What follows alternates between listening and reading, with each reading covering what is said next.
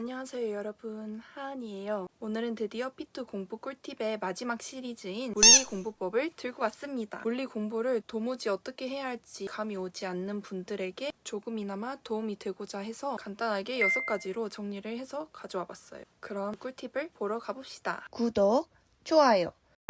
첫 번째는 매일 풀기입니다. 화학이나 물리처럼 계산이 포함된 과목들은 감을 유지하는 것이 굉장히 중요하다고 생각을 해요. 제가 추천드린 방법은 본인이 잠이 오는 시간을 이용해서 물리 문제를 푸는 시간으로 설정을 해놓으면 효율적으로 시간 사용도 할 수 있고 매일 지키기가 쉬운 것 같아요. 저 같은 경우에는 학원에 나오자마자 너무 피곤해서 아침 시간이 굉장히 걸렸었는데 공부를 시작하기 전에 물리 문제를 풀어주고 하면은 두뇌 회전이 돼서 좋더라고요. 처음에 이걸 시작했을 때는 10문제에서 20문제 사이로 매일 풀 수 있도록 노력을 했습니다. 두 번째로는 빨리 계산을 할 수 있는 방법을 터득하자입니다. 이거는 제가 올해 심교원 선생님의 강의를 들으면서 터득한 방법인데 피트 시험에서는 이 모든 과정을 계산을 할 필요가 없는 문제들이 굉장히 많아요. 왜냐하면 이 답을 꼭 구해야 하는 게 아니라 예를 들어서 A와 B를 이렇게 비교해서 몇 대 몇인지 비율을 구하는 문제들이 굉장히 많거든요. 처음에 이렇게 풀라고 가르쳐 주셨을 때 너무 헷갈렸지만 비율만 구하면 풀 수 있는 문제들은 최대한 항상 이런 식으로 풀려고 노력을 했고 이게 익숙해지다 보니까 계산 과정도 많이 사라지게 되고 시간도 단축이 되고 계산 실수도 줄일 수가 있게 되었습니다. 이거 외에도 선생님들께서 알려주시는 그런 팁들은 그 선생님의 노하우가 담겨있는 방법들이니까 그냥 넘기시지 말고 자신의 방법으로 만들어 볼 수 있도록 노력을 하시길 바랍니다.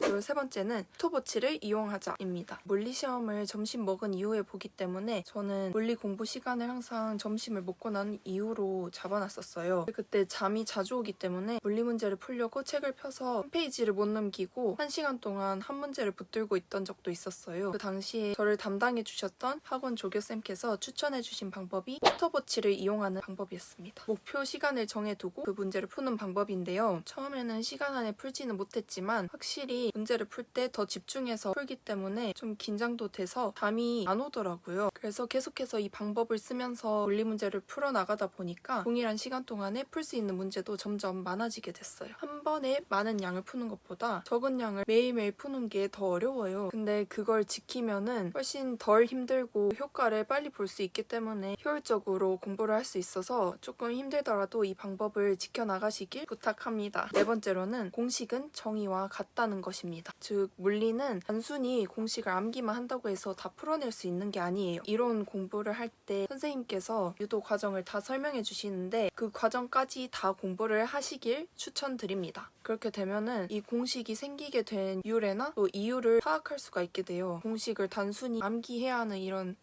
귀찮은 존재가 아니라 유도 과정을 다 풀지 않고 딱 이거 한 줄로 계산만 하면은 답이 나오는 거라는 거를 아셔야 합니다. 물리학자들 덕분에 내가 좀 더 쉽게 물리를 할 수 있구나 이거를 깨달을 수 있게 해주는 과정이기 때문에 이 공식을 좀 더 잘 이해할 수 있도록 유도 과정을 다 공부하기를 바랄게요. 다섯 번째는 복습을 해야 하는데요. 사실 복습은 어느 과목이나 다 해야 하는 거예요. 그런데 제가 물리 복습을 했던 방법은 당연히 이론도 머리에서 사라지지 않게끔 잊어버렸다 싶을 때쯤에 다시 한번 봐주고 그런 작업이 필요하지만 문제풀이를 어떻게 복습했는지에 대해서 좀 더 자세하게 말해보려고 해요. 문제풀이를 했던 책을 가지고 왔는데 저 같은 경우에는 처음부터 책에 풀지 않고 채점만 책에다가 했어요. 문제는 제 노트나 종이에 따로 풀고 틀린 문제에 대해서는 이런 식으로 설명을 포스트잇에 다 적어놨습니다. 다음번에 또 문제를 풀 때 보통 틀렸던 문제가 또 틀리기 때문에 바로 풀이 과정을 확인을 할 수가 있어서 되게 좋은 것 같아요. 물리는 보통 풀이가 짧은 게 더 많았어요. 이런 식으로 작은 포스트잇에 간단하게 틀린 부분만 적어놓고 그걸 다 붙여놓게 되면은 더 복습하기가 수월합니다. 마지막 6번째, 실수 노트를 만드는 것입니다. 이것도 역시 제가 들었던 심기원 선생님께서 굉장히 강조를 하셨던 공부 과정 중에 하나인데 항상 선생님께서 하신 말씀이 있었어요. 실수를 단순히 실수라고 생각하면 안 되고 그 실수도 다 자신의 실력이라는 것을 인정을 하고 이 실수 노트를 따로 만들어야 한다고 했거든요. 네, 저도 이거에 굉장히 공감을 했던 게 물리는 단순히 계산만을 하는 게 아니라 부호나 방향처럼 계산 과정 외에 또 신경 써야 할 게 추가적으로 있어요. 시간 내에 풀어야 한다는 압박감 때문에 문제를 제대로 읽지 않을 때도 굉장히 많거든요. 저는 개인적으로 시험 보기 일주일 전부터 실수 노트나 오답 노트를 마무리하는 과정을 가졌었어요. 지금까지 풀었던 문제들을 다 복습해가지고 다시 풀어도 몇 개 안 틀릴 정도의 수준에 있을 때 틀린 문제 문제들 중에서 자꾸 똑같은 실수를 하는 그런 거를 가져와서 따로 정리를 하게 되면은 한 장이나 두 장 내외로 한 과목을 다 정리를 할 수가 있게 돼요. 거기 가서 공식을 보고 이런 식으로 하는 게 아니에요. 전에 다 준비를 해서 머릿속에 있는 상태여야 하고 한 장으로 요약한 그 실수 노트를 가져와서 지금까지 했던 실수들을 체크하고 시험을 보러 들어가게 되면은 그 실수들을 더 의식하게 돼서 실수가 없이 후회 없는 시험을 보게 될 수가 있습니다. 오늘도 이렇게 제가 나름대로 물리 공부 방법을 정리해서 가져와 봤는데 도움이 되셨으면 좋겠습니다.